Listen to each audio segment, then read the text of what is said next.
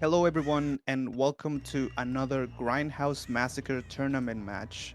Today we have Rebiirth going against Cinder Aces in a best of three, with Rebiirth playing Killer first as Onryo in the Lyris Memorial Institute map. This is a great map for stealth killers such as Onryo.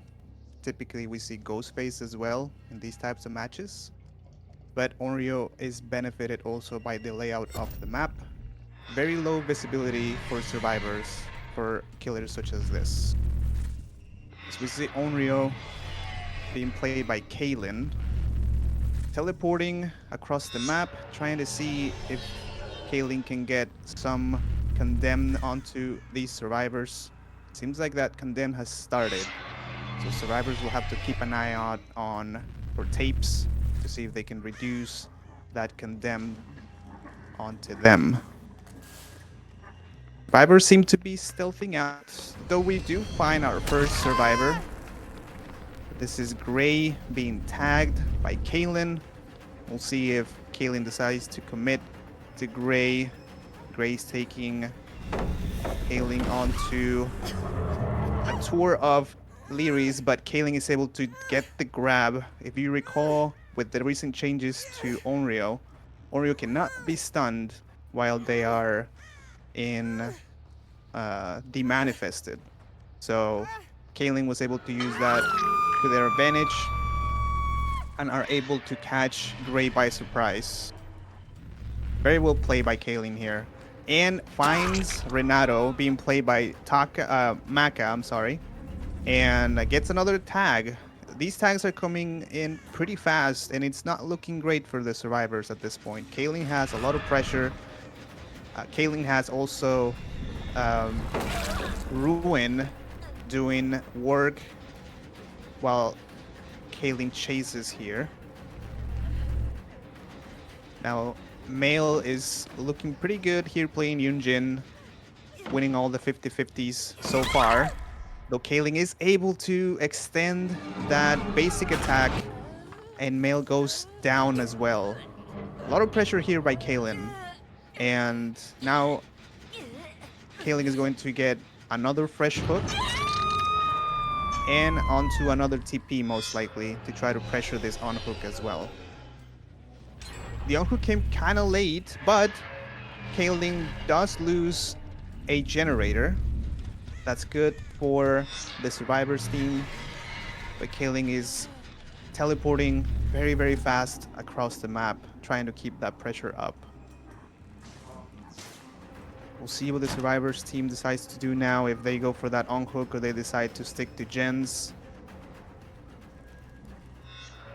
So far, Kaylin is keeping an eye on the unhook. They're not going to give this up for free, and they're wanting to get at least one tag on another survivor. Survivors also have to be looking out for the condemned. You can see the little clouds around their portrait characters, and they are getting more and more cloudy, which means that the condemned stacks are going up and up. Killing is able to find Gray, and I'm sorry, is able to find uh, Chris over here. Chris is doing a good job keeping the Onryo out of their way, but they go fast as well. These pallets in Lyris are very unsafe. They're very hard to play around.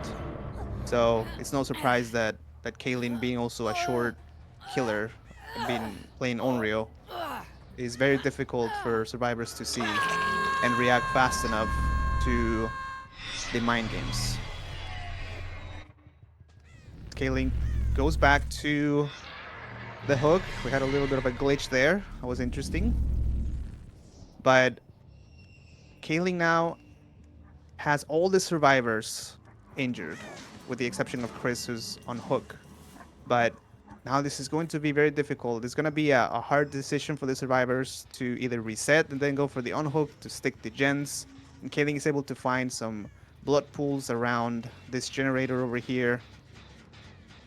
Survivor doing a good job of stealthing, so they probably heard the little lullaby that Onryo emits. But the survivor is still around here. Very, very well played by Kaylin, finding the survivor, being patient with looking out for the blood pools. Maka, though, is able to stun Onryo, and that is going to give him a little bit of distance, and he's going to be able to escape for the time being. Now, Chris does hit second hook stage, which is great for Kaylin. Still, the pressure is up. Survivors seem to be resetting. So now we have Gray and Male with full health. However, Gray, being played by Nia, is now fully condemned. And this is what we were talking about with survivors having to be aware that their condemn is getting pretty high up. And Kaylin decides to hook Maka instead of going for Gray. So that is going to give a little bit of time for Gray to maybe find a tape and see if they can reset their stacks of condemn, which that's what happens. So Gray is able to reset their, or at least delay the condemned stacks from being full now again, and that buys them a little time. So that's very well played by Gray here. The Gray is found and tagged. Kaylin continues the chase with Gray, understanding that he's going to put a lot of pressure on this top part of the map by the TV room. Gray's is playing this really well, though. This filler palette can be pretty strong for against the basic attack killers, and Gray's able to get away with it. Now Kaylin does find Ellen here, being played by Chris. And well, at this point, Kaylin is just getting rid of all the resources around the map, and which is very, very smart, because at some point all these resources will be completely gone, and survivors will have nothing to play around other than windows. Now Kaylin does find Ellen again, and we have another stun to Kaylin playing around this filler tile. Very well played by Chris. Now Kaylin just continues to break all these pallets, all the resources around the map. Very short chases, but very, very strategic. Now we do have Gray again with full stacks of condemned. Now this is going to be very difficult. I believe Kaylin is now going to commit to this chase, understanding that a 3v1 at 4 generators is going to be very difficult for survivors to recover and even get another generator completed. The hit tank does come by Male and is able to buy Gray a little bit of time. However, I don't know if Gray has a tape on them. I believe they don't. I don't see the indication on their character's portrait here. But Gray wasting a lot of time. So even if Gray goes down here, hopefully they've bought a lot of time for survivors to complete 1 generator or maybe even 2. This is a great chase by Gray. Now eventually they will go down and Kaylin will take their first kill. And that is it for Gray. Very well played, though. That wasted a lot of time. I'm curious to see how much progress. Oh, this generator over here being worked by Male had a lot of progress. Unfortunately, they're not gonna be able to finish it before they go down. However, we do have another generator completed. I'm not sure if that was the same one that Male was working on. It doesn't seem like it. However, the one that Male was working on is now regressing due to ruin, but is still up. Now we do have Maka being completely condemned, so Kaylin has an opportunity to get another survivor out of the match with 3 generators remaining. Now, as we said, all of these resources are gone, so Maka is going to have to be very careful and try to find some really powerful windows to play around to see if they can delay their death. They come to this corner of the map. Very, very smart pre-dropping. Kaylin also understanding the mechanics of Onryo, faking like they're breaking the pallet, but using the animation that Onryo does to demanifest or manifest.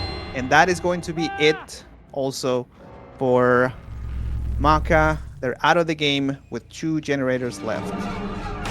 So I have to say that the recovery from these survivors has been great.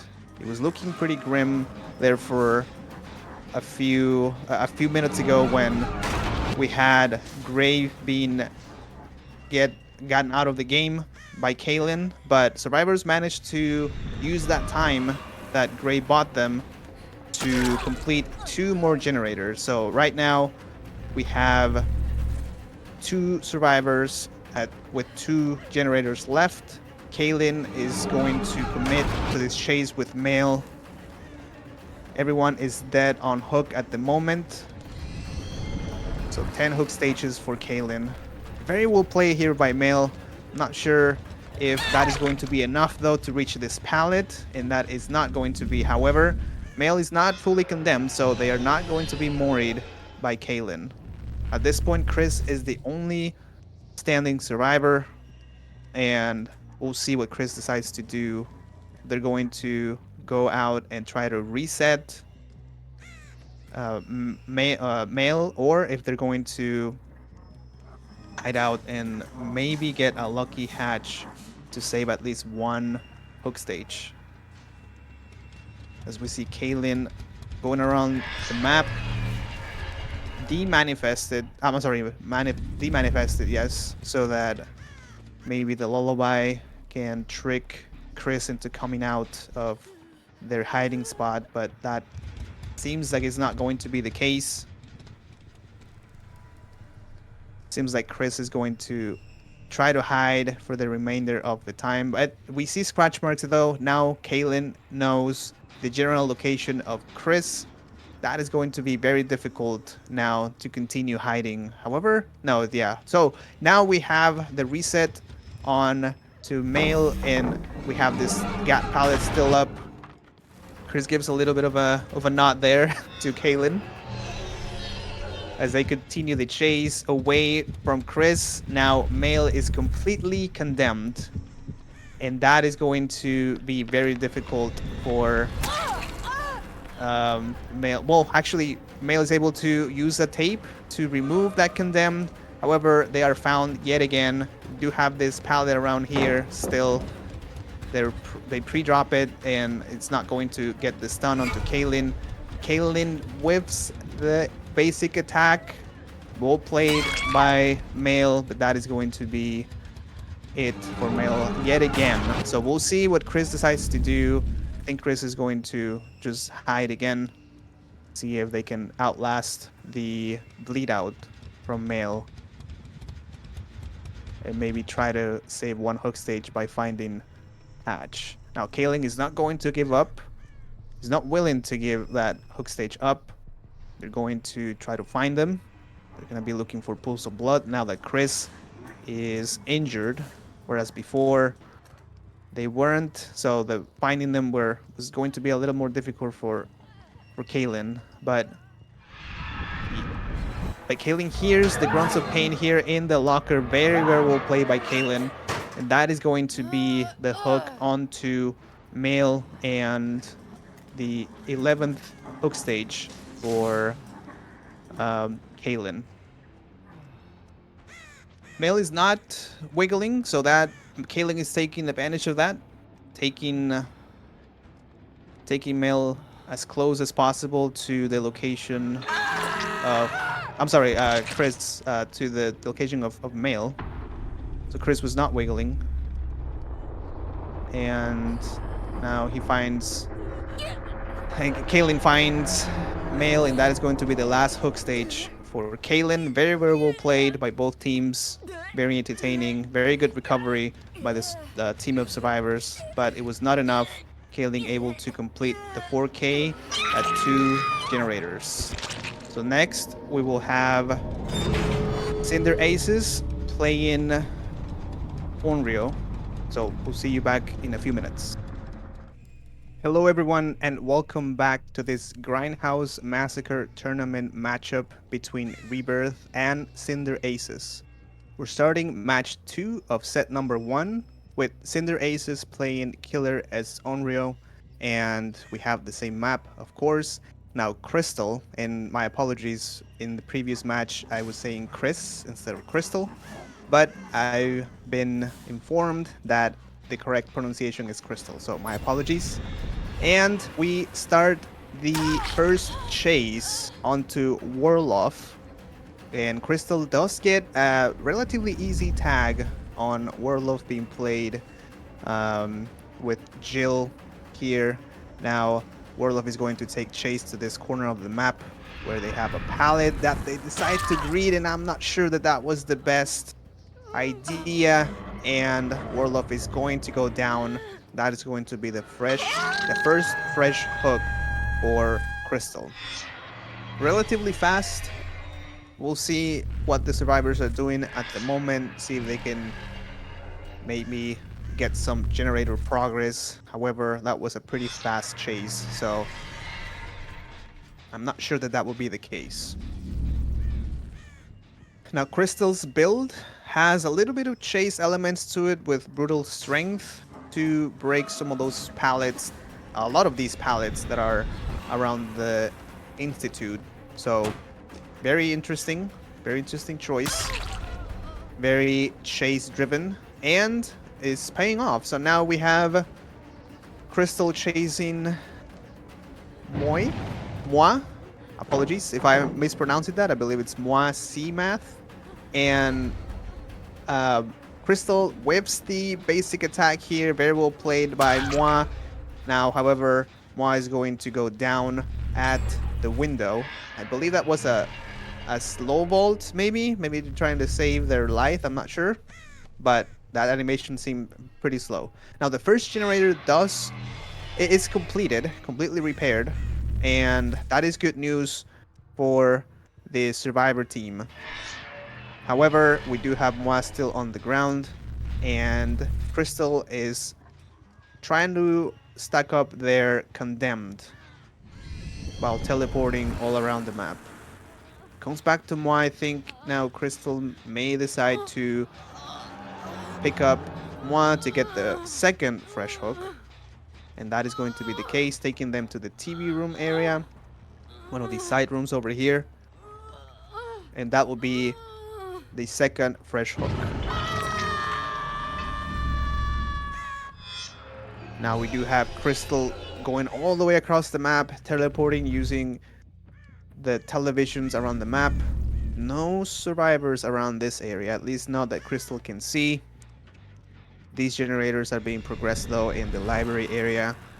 I think the survivor, it sounded like the survivor was still around, and they are still around. They're not able to distinguish the lullaby sound. Crystal manifests and is able to get an easy tag onto Akira. Akira is taking chase, and I believe this pallet in this area, this pallet is still up. Okay, so we do have another, yeah, I remember now because Warlock decided to not use that pallet that one time during their first chase. But now Akira is using it, and that brutal strength value is shown here, and Crystal is able to get rid of that obstacle fairly easily. Now Crystal decides to slug Akira to try to put some more pressure on these survivors, understanding that this pressure is going to pay off in the end. However, Crystal loses another generator, so now survivors have one more generator to complete to ensure that they meet the tie condition at least. If you remember, Kayleen was able to complete all 4 kills at 2 generators, so Crystal has now one more generator that they can give up before the tie condition is met. Now this tag is the second hook. I'm sorry. The second hook on Warlock comes along. Crystal is looking pretty like they have relatively good pressure on 2 survivors. We have Moi still injured. However, the stack, the condemned, is not as high up as what Kaling was managing to do. Now, we do have Akira again caught in a very bad spot. No areas to loop around, no windows or pallets. So another easy tag on Akira. And now Crystal decides to drop that chase. The gen spread is pretty good for the survivors, I would say. However, Crystal is able to find the reset, and Moi is going to go down again. And now we have Warlove injured, running for their life, finding a window here, but the library area is not great for looping. They do have this filler pallet and a window that they decide to take. And now they could just go round and round at library and they go down. However, we do have another generator completed. So that secures the tie condition between Cinder Aces and Rebiirth. So now Crystal will have to make sure that they do not give up another generator. Otherwise, they will be losing this first match. And we do find Sympho, who have not been... I don't remember if Sympho has been chased this match. I don't believe they have. They're in full health. And Crystal is trying to get at least one tag onto them, but there's a lot of pallets still up around in this area. And a head-on comes from Moi. Very silent. Ada is one of the quietest survivors, and Moi is able to delay the hit onto Sympho. However, they do go down. Very cheeky head-on, though, making Crystal waste a little bit of time. And we have another tag onto Akira. Akira not able to distinguish that lullaby, and they're going to go down again. However, Moi has been reset, and Sympho still has full health. We'll see what Sympho and Moi decide to do, if they decide to keep the chases over here. And so it seems like Sympho is going to keep chase around this area. They do have a tape on their hand. Their condemned does not seem to be that high up, so I don't think they are in danger of being fully condemned during this chase. However, they are tagged, and Crystal decides to continue the chase here. They do seem to have a lucky break. No pools of blood being shown on the ground, or scratch marks for that matter. And Sympho doing a great job here, still using some of the resources that are still around at the bottom part of the map. Very, very strong area to loop for survivors. However, Crystal is able to find the two survivors that are injured on the other side of the map, but is not able to get the down onto Moi. Some of these pallets are being used still up. You know, some of them are dropped, but the survivors are doing a great job using the resources they still have. Akira here is going to take chase to the bottom part of the map. They do have this 50-50 pallet that they're not able to use successfully, unfortunately, and Crystal is going to get yet another hook on Akira, taking them to the farthest point in the map with in reference to the rest of the generators. Now we do have library here, where the generator here has been regressed completely. No progress onto that generator. Crystal trying to get some condemned onto these survivors. We see that Akira has been unhooked now. Moi and Sympho not to be found in this area of the map. Now we do see pools of blood and also some scratch marks in the area. Crystal deciding to not follow that chase. Crystal more interested on the bottom part of the map, given that some of the resources here have been used. Sympho being found. They're going to get attacked here, not able to take that window in time. So now Crystal's pressure is growing and growing as we continue the match. I'm not sure that that is going to give enough time for the rest of the survivors to get some progress on the generators and secure that win condition. Now, Crystal is able to find another injured survivor. This is Moi here playing Ada. They do have one pallet here, but not enough. Not enough distance for Moi to go around the structure and drop the pallet onto Crystal. So Crystal doing a very good job managing the hook, managing the injuries and the chases. A lot of resources have been already used around the map, so it will be very difficult for Akira to try to either go for the unhook or go for the pickup.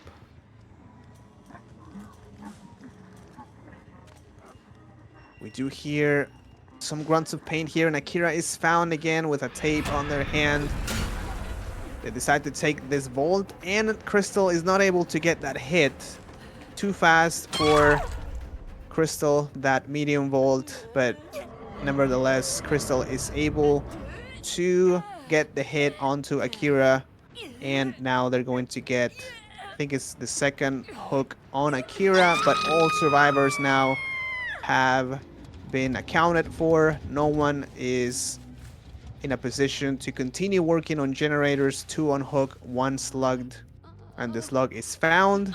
And that is going to be it for Crystal. Very good job by both teams. Crystal able to secure that tie condition. So no set winner for this first set. So we'll continue. We'll take a little bit of a break here and come back for set number 2 with the Cannibal. Hello everyone and welcome back to this Grindhouse Massacre tournament matchup between Rebiirth and Cinder Aces. We're starting match 1 of set number 2 with Cinder Aces playing Killer as the Cannibal, aka Bubba, in the Dead Dog Saloon. So we have 10 pounds here, which I've heard great stuff about his Bubba, so I'm very excited, or their Bubba, apologies. I'm very excited about what they decide to do here with a very, very cheeky 360 to begin the first chase onto Liam. Now Liam doing a very good job dropping the pallet or going around the water tower structure in time and dropping the pallet so they do not get tagged by that chainsaw.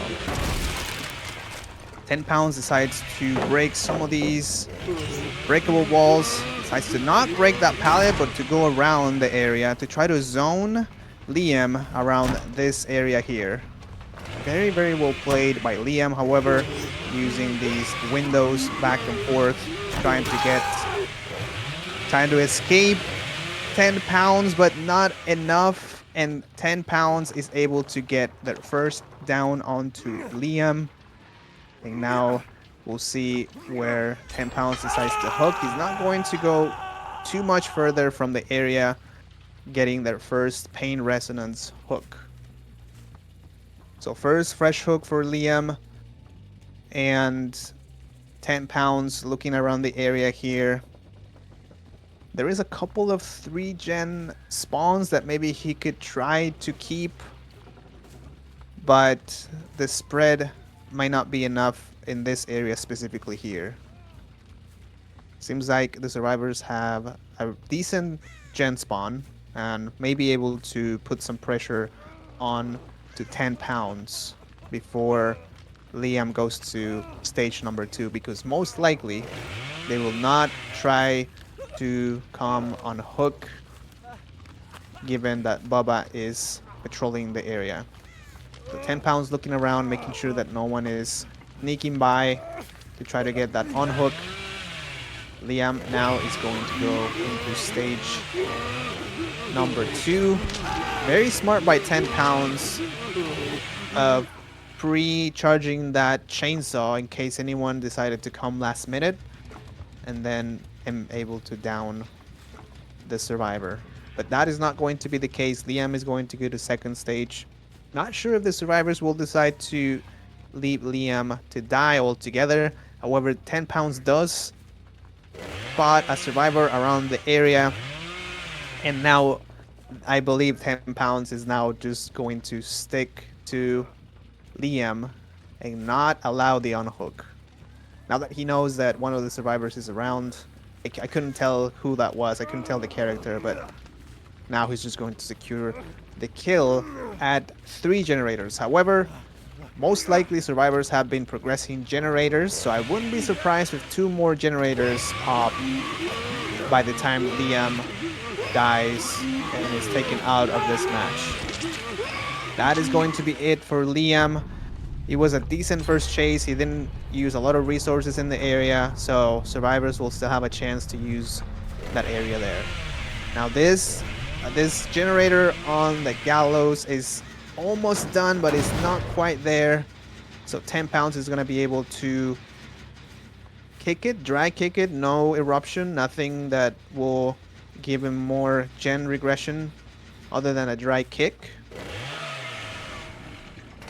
So that generator will continue regressing at the moment. Kaling is spotted, but 10 pounds decided not to chase them. He's trying to pressure the generator on the other side of the map. We do have Kaling dropping early, but the generator does get completed. Kaling taking the locker approach to try to delay the down, but 10 pounds, very smart, decides to not play the 50-50 game and save the charges for a more secure down. And that's what happens. So Kaling is going to go onto this hook right here. That is going to be the second fresh hook for 10 pounds. The hook, though, is very far from the generators remaining. We do have a decent spread for the survivors. There are 2 survivors left, 1 generator to be completed. We will see what the survivors decide to do, how to play this. Do they stick to the gens, use Kaling as the delay for the gens to be completed, but that is not the case. Kaling has been unhooked, which makes sense because 10 pounds is nowhere near the hook. 10 pounds is just patrolling these generators. I don't think there's a lot of progress on either of these. However, I eat my words as I see 2 pistons moving on this generator, meaning a little over 50% or close to 50% is being progressed on that generator. However, Simfo is found. Simfo is very, very aware of the change in direction from 10 pounds and is able to drop the pallet safely without getting tagged. And 10 pounds decides that it's not worth to continue chasing Simfo in this area. There are some windows there that Simfo could use, and seems like 10 pounds is going to go back though. However, he goes and checks on the generator on the other side of the map. No progress. He sees no progress there. He does see some scratch marks in the area. Simfo is going as far away as possible with as much time as possible to gain some distance from 10 pounds. Now this is going to be very difficult for 10 pounds to continue pressuring, because survivors do have some resources still left. Gap pallet at Shack is still up. There's some windows they can use to try to avoid the chainsaw and then force 10 pounds to get an M1, which would then give him time to most likely go into main building, which is what Simfo is trying to do here. So Simfo is running away, getting into the houses, breaking line of sight, keeping their check spot here at the window. Very, very well done by Simfo. Don't know if that'll be enough. Oh my. And the head-on play setup was great by the survivor team. Dub with the flashbang or firecracker and the head-on. Very, very well played. It was all very well executed by the survivor team. And now we're back to square one for 10 pounds. Although he was able to get rid of some of the resources by the houses, maybe he'll continue chasing there. However, as I mentioned, we do have Gad Pallet still to be used, which is used by Kaylin. Bubba or 10 pounds does have bamboozle, but that is going to not matter for the time being since the last generator is completed. We were talking that the gen spread was just too much for 10 pounds to be able to pressure, and now we're on to most likely the last chase of the match with Kaylin navigating the wagon in front of Main. Fortunately, Kaylin is going to go down, and 10 pounds is just looking around, seeing if he can catch one survivor by surprise. I'm not sure if he could have committed, or if they could have committed to that gate on that side. It seemed like, we could only hear, excuse me, one of the sirens. I don't think we had a chance to see the lights for the progression on that gate. But 10 pounds decides, no, I'm going to just secure the kill onto Kaling. So that is going to be it. 2 fresh 6 stages for 10 pounds. Now we will see what the other team can do. We will see you back here in a few minutes. Hello everyone and welcome back to this Grindhouse Massacre tournament matchup between Rebiirth and Cinder Aces. We're starting match 2 of set number 2 with Rebiirth playing Killer as Bubba in the Dead Dog Saloon. And we have a very, very quick find by Namaiki. Oh my gosh, I'm sorry if I'm butchering some of these names. We'll call him Nam at the moment. Apologies for that. But 10 pounds is found hidden in the bush. Nam saw that there was a little bit of a obstruction on the bush itself. It's not uncommon for survivors to hide away in these bushes early in the match, to see if they can get away with it, and then maybe get a cheeky start of one of the generators in the area. But that is not the case. Unfortunately, 10 pounds is found, and now all the survivors are going to have to commit, most likely, to try to get some of the progress on the generators. There are not very many gens around the area, however.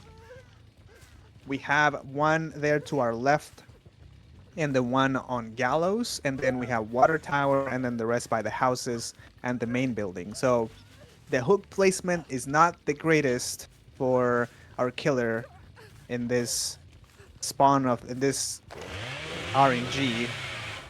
However, 10 pounds is going to go into second stage. Unlike the first matchup that we saw the previous game with 10 pounds playing killer, seems like Nam is going to, well, maybe sticking around the area for a little bit, seeing if there's any survivors stealthing to try to go for the unhook. It does seem like Nam is going to commit to go to for the full kill on 10 pounds. Now Nam is able to spot all the survivors in the area. We have one in main with the gen very much progressed, and we also see Sable being played by Mal. And my apologies, I believe I was mispronouncing Mal's name first in the first game, but now I believe it's Mal. So apologies for that. However, 10 pounds does end up dying on hook on the first chase, and that is going to put a lot of pressure now onto the survivors with another fresh hook going on by the generators that had a lot of progress. And I stand corrected, there seems to be a bit of a 3-gen here on the Gallows and on the Gallows area here. I was not able to see it previously. So, but however, there's not a lot of progress on the rest of the generators, not anymore at least, now that Nam is able to hook Crystal close to one of the generators that had maybe 70%. So that is very, very bad for the survivors here. That generator is regressing. All their hard work is not giving fruition in this area. Nam also has a good good visibility on the generator by water tower, and he's and Nam is going to just secure the second hook stage onto Crystal, and then most likely going to pressure the generators up here.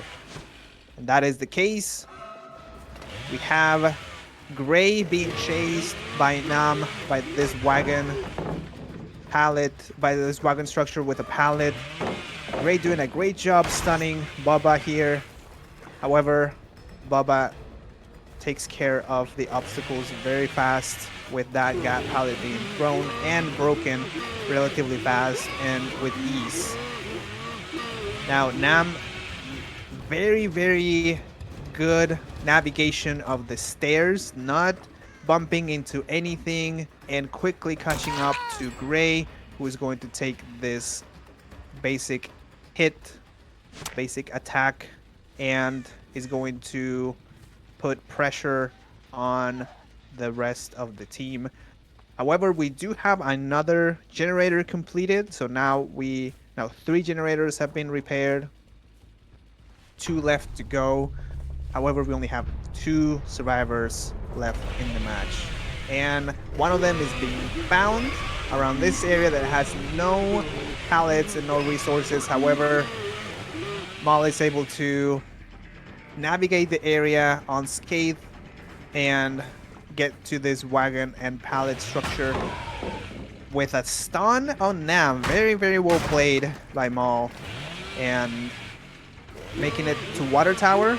Now they do have this structure they can play around, but Nam is very, very, very well versed in managing and the movement of Bubba.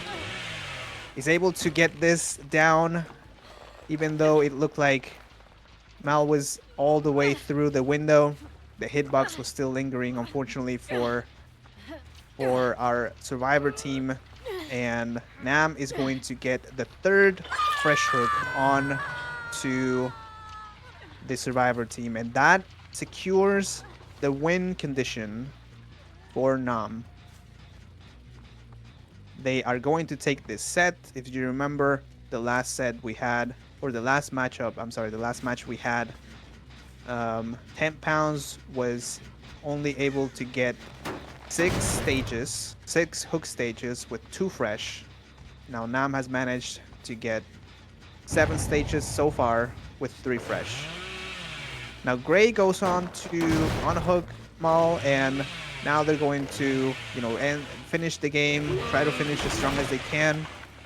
The mental aspect is also helpful if they manage to maybe get a couple of good chases, maybe even some progress on some of the generators. However, the win condition has been met for Nam.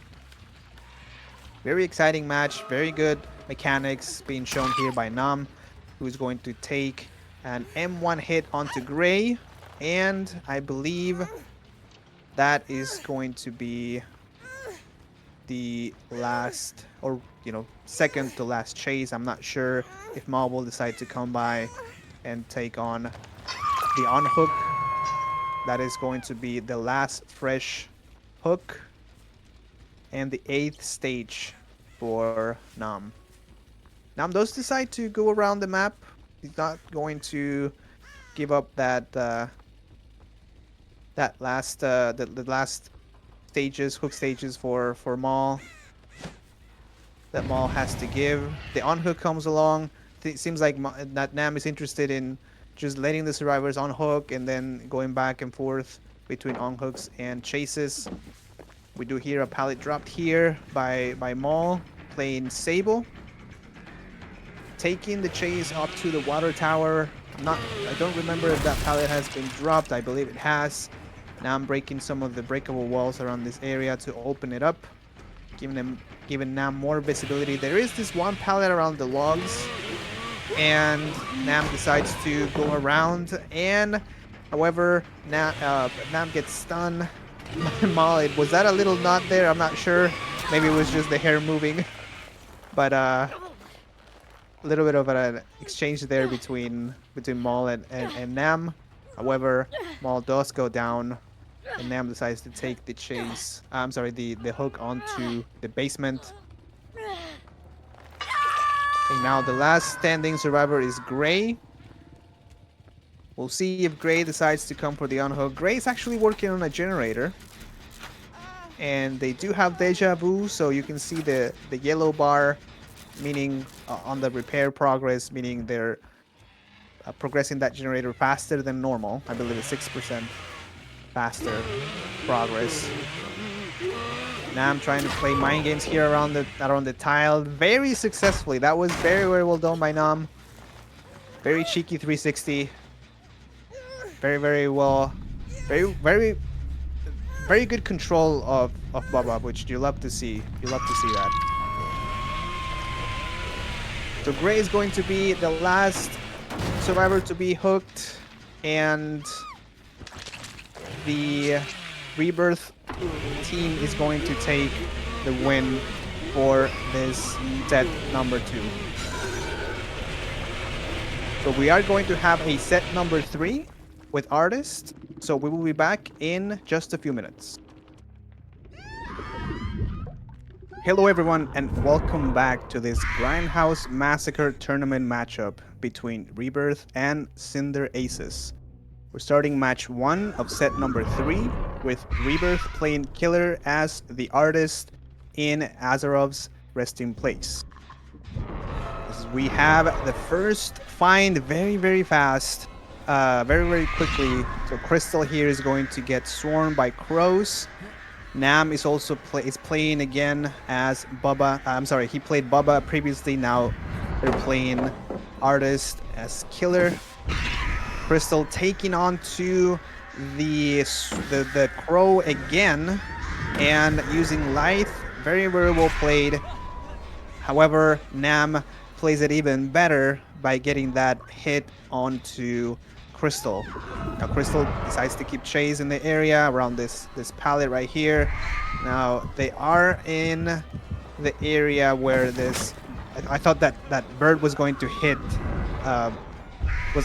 Crystal. However, Crystal very well played and is going to take chase onto the shack with a fastball into the window, and Nam not able to get that hit through the window, and Crystal doing a very, very good job keeping the chase here in the corrupt gens area. However, the lingering hitbox on from Crystal onto, but we have the pallets done, the save from Nam's grasp, and that is going to extend this chase over here, and corrupt is now gone because there was a down survivor, so the corrupt innervation value that Nam was looking for is now gone in this area at least, and now Crystal extends this chase by a good 15 to 20 seconds.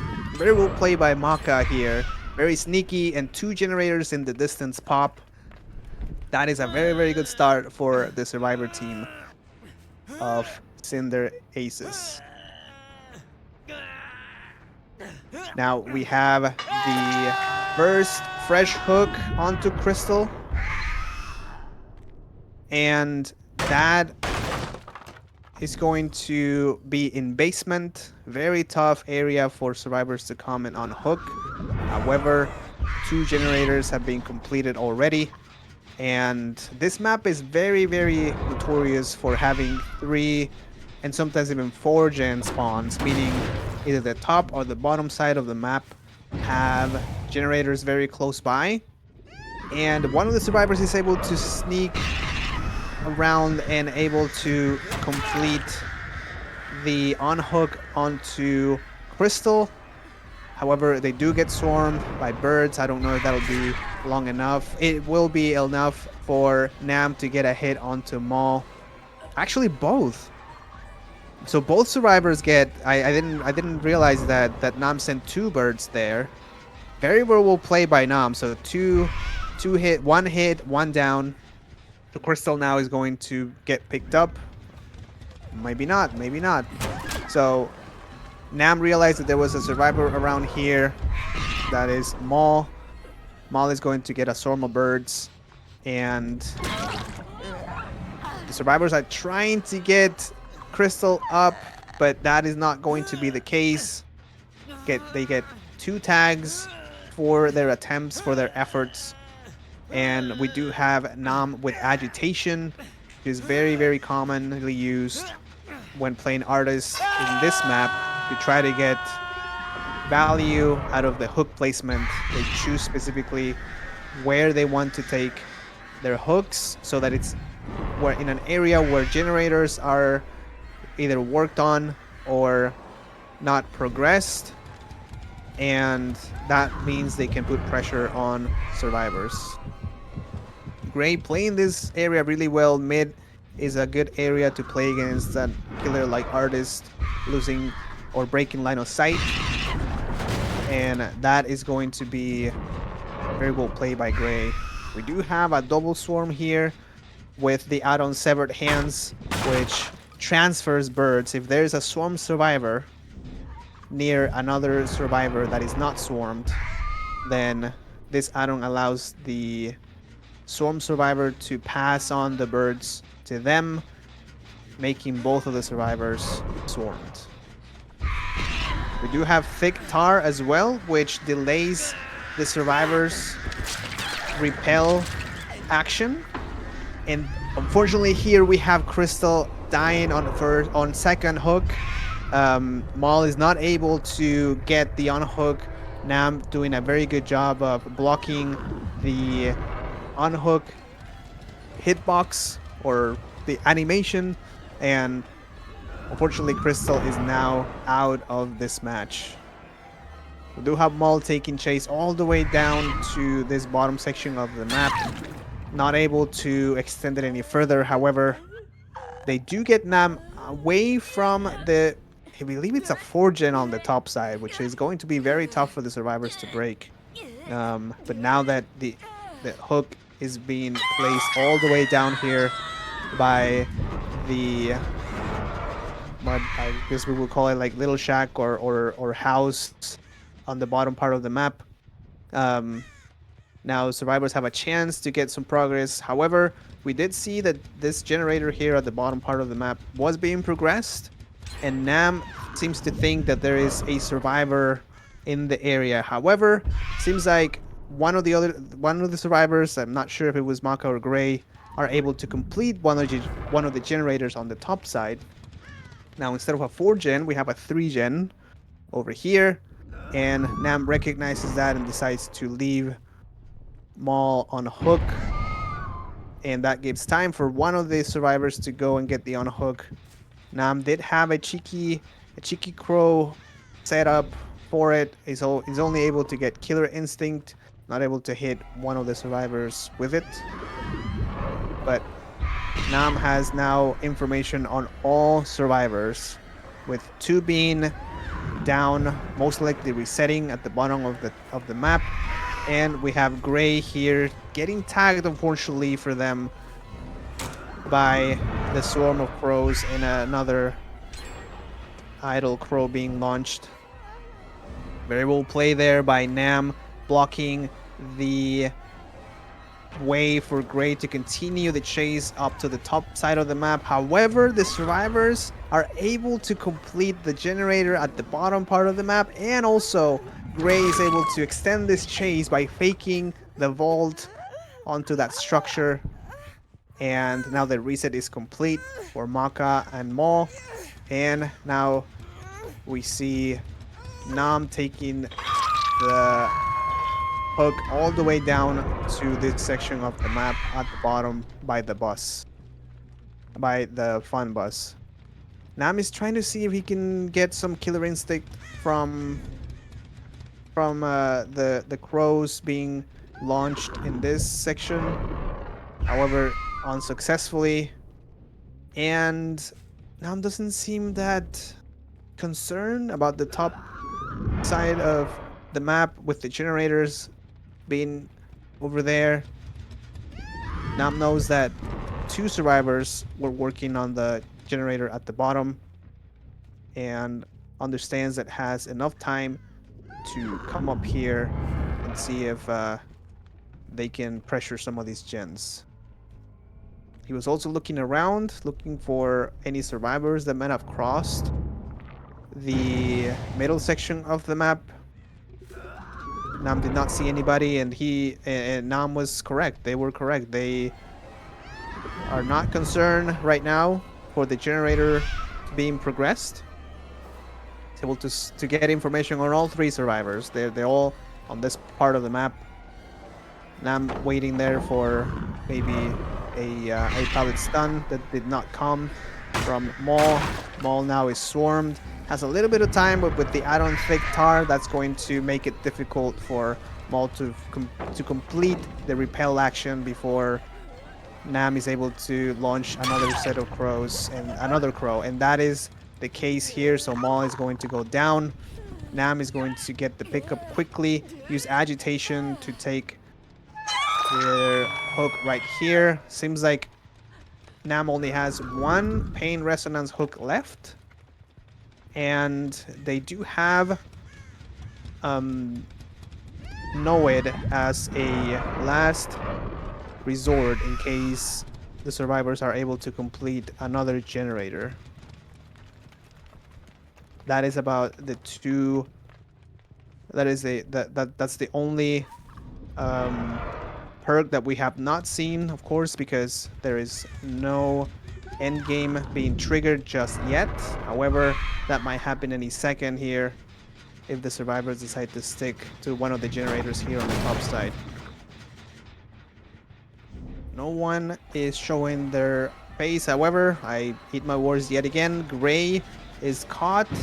Nam had a little bit of a delay there. I'm not sure why Nam stopped right there. Might have been just a visual bug, but Gray taking chase to the bottom part of the map. That hit does not connect onto Gray. Very good. Very good. Very well played by Gray, taking that fast bolt and taking chase on this section, understanding that as long as they keep Nam in this section of the map, that gives a chance for the rest of the team to work on the generators on the top side, which seemed like that generator that Gray was working on had quite a bit of pressure on it, maybe 50 to 60% progress.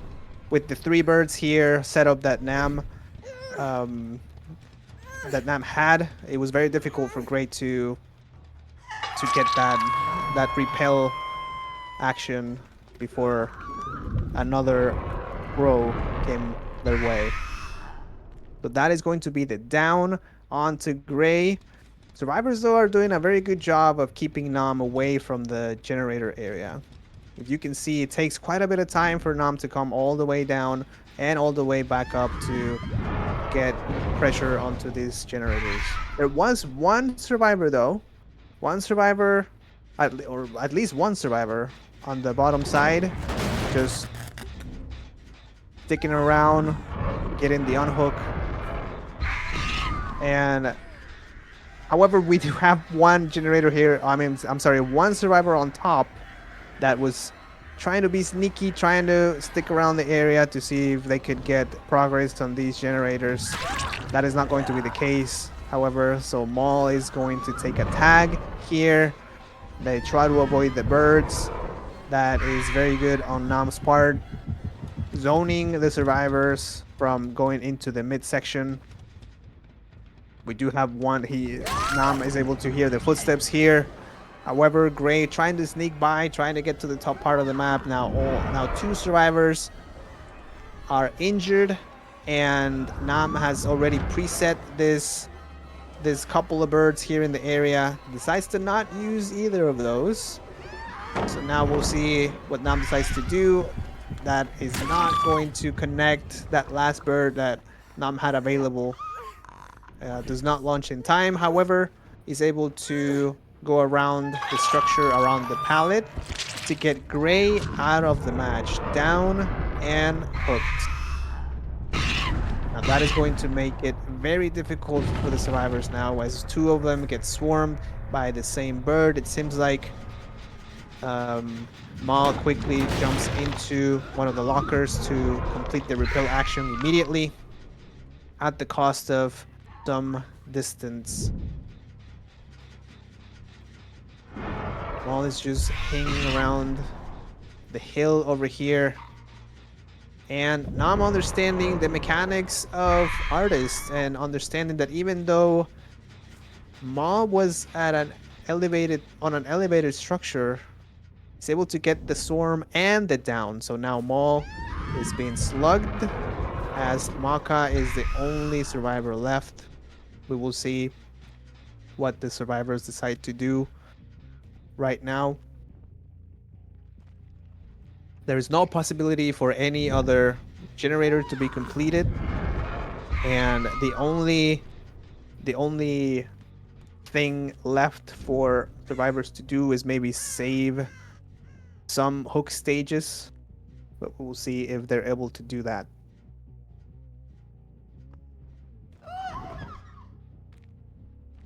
No one to be found in the area. Maka doing a very good job stealthing. Nam most likely will try to continue sending birds randomly around the map, see if they get a lucky hit or maybe just some killer instinct.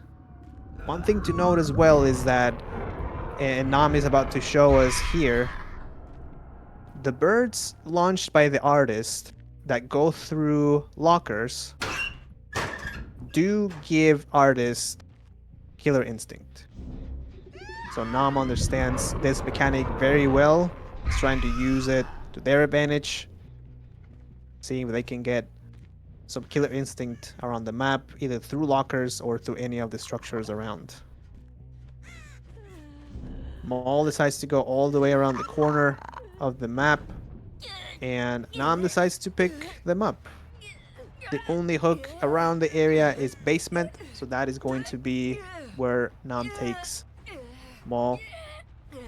And the hook is now completed, and that is going to be the last hook for Maul.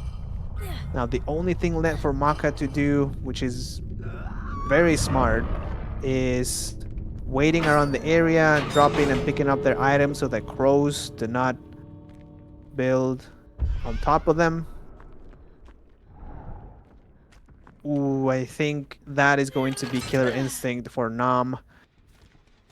And that is it. The crows, he said, Nam was able to send 2 crows, and one of them was very close by the character of Maka, and that is the Know It, the last perk that we were yet to see in this matchup. In this match, I'm sorry. And now Crystal is going to go onto the hook. That will be the last fresh hook and the last chase for this match. So now I'm doing a very good job managing the map, getting a 4K at 1 generator. And now we will see Cinder Aces. Next we will see Cinder Aces playing Killer. So we will be right back. Hello everyone, and welcome back to this Grindhouse Massacre tournament matchup between Rebiirth and Cinder Aces. We're starting match 2 of set number 3 with Cinder Aces playing Killer as the artist. And we get Maul playing artist with a very fast hit with one of the birds, zoning Akira out of the pallet and getting a very, very fast down. It's very good given the win condition for Cinder Aces, which has to be a 4K at 2 generators, since Rebiirth was able to get 4K with 1 generator remaining. Very fast start, and very good start by Maul on the artist, sending birds to the different generators across the map. However, we do get a very fast on hook, and Akira taking chase to the bottom part of the map. Very, very well played by Akira and the survivors of Rebiirth. Now we do have Maul taking chase onto T, swarming them with some birds, zoning them out of the shack, keeping them away from any safe structures. They're able to find, however, a pallet around here, but not much to do. Very, very well done by Maul. understanding the zoning mechanics that can be accomplished with Artist. Now, the second fresh hook is going to go into the basement, and we do get Maul breaking Shack Pallet right now, getting rid of some of the resources that are at the disposal of the survivors in this area. Take a look at the 3-gen situation here. We do have 3 generators on the top side, even 4 maybe. I don't remember now. But also Maul getting some value out of their perks here. Now they've only used one paint resonance hook.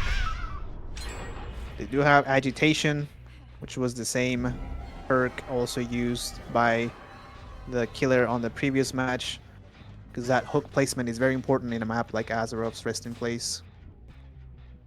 Now Maul has information on 2, maybe actually three survivors. So two survivors right here. One of the survivors is pressuring gens at the bottom of the map. We do get Dub here trying to commit for the going down the stairs to unhook T before the second stage. Because the second hook stage is reached, however, unsuccessfully and taking a tag. So that is very bad. And Sever Hands doing its job here with 2 survivors being swarmed at the same time with one single set of birds. And now that is going to cause for the survivors to have to drop progress on this generator. And Simfo here being caught by Maul in transition for the unhook. Maul getting a tag onto Simfo, which is going to then put a lot of pressure on the survivors that are all injured. And Maul has information on at least one more survivor in the area. Zoning them out, trying to get the direct hit with the birds, and that is not going to happen. And unfortunately, Dub is not able to run into the basement to get T unhooked. And this is looking very grim for the survivors here.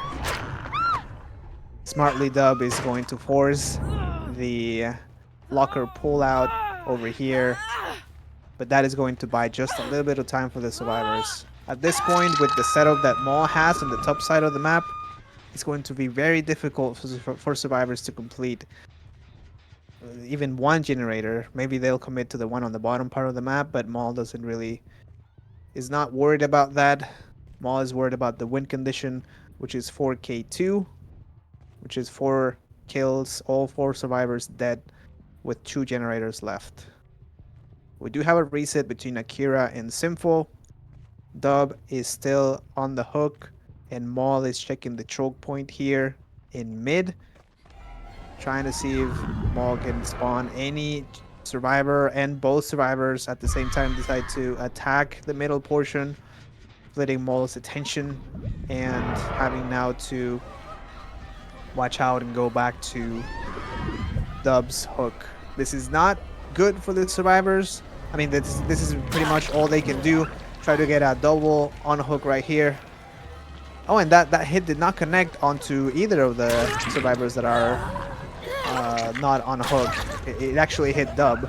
And the double save is successful. I mean, the 2 survivors coming together here to get the unhook onto Dub is successful. However, they pay the price of both healthy survivors losing 1 health state. Simfo is trying to reach this pallet and is not able to. Maul is going to get the down here and get another hook stage for them. And like we said, agitation, very important in this type of situation. Being able to get the survivor to a hook that is in an area where they have gens around them. And in this case, the bonus is that that hook is a scourge hook, meaning gen regression on Maul's generators to keep him from being repaired by the survivors. Maul is venturing into this bottom section of the map, seeing if they can find they can find survivors sneaking around. That is not the case, however, or at least not that Maul can tell. Maybe some of the survivors are, maybe one or two of them are sticking to generators, understanding the win condition, but it's very risky as well. So it's a very, very tough situation for them. Maul has a lot of pressure on them, getting survivors off, getting Dub out of the shack generator, so no more progress is going to happen there anytime soon. Dub get through the pallet, unfortunately for them.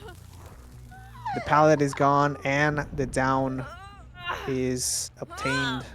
Very, very difficult here. Very, very difficult situation for survivors. Very good for Maul. Maul is looking like they're going to be able to meet the win condition. And they're going to try to maintain this the generators here on top untouched as much as possible. Survivors have had to split their efforts. You can hear in the distance some progress onto some of the generators. However, since the distances here covered by Maul are not very very long, then they're able to split their attention, getting a tag, then going back to hook, sending some birds around, and getting the downs. And I think at this point, some nods here from Maul. I think the survivors of Rebirth understand um, that they cannot get the win.